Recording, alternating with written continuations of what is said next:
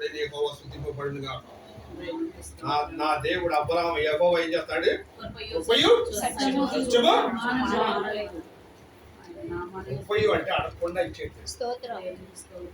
మనకు అడగదు లేదు, కానీ అర్హత పొందుకుంటున్నాం. కృప సత్యం అంటే బైబిల్ చేసిన ప్రతి వాగ్దానం కూడా దేవుడు మన పట్ల ఏం చేస్తాడు? అబ్రహాము పట్ల చేతి అంతా నెరవేర్చాడు. మనం అర్థం చేసుకోవాలి.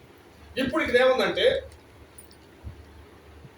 అందుకు ఆయన ధర్మశాస్త్రం మందు ఏమి వ్రాయబడి ఉన్నది, నీవేమి చదువుతున్నావు అతను అడగ, అతడు నీ దేవుడైన ప్రభువును పూర్ణ ఉదయంతో, నీ పూర్ణ మనసుతో, నీ పూర్ణ శక్తితో, నీ పూర్ణ వివేకముతో ప్రేమించు.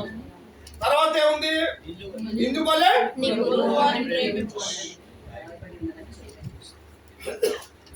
మొదట దేవుడు ప్రేమించాలి పూర్ణ ఉదయములో.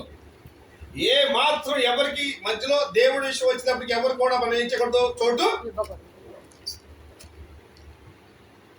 అలాగే పూర్ణ శక్తితో, పూర్ణ బలంతో దేవుడిని మనం ప్రేమించాలి అని చెప్పి మళ్ళీ ఏం చెప్తాడంటే, నిన్ను వల్లే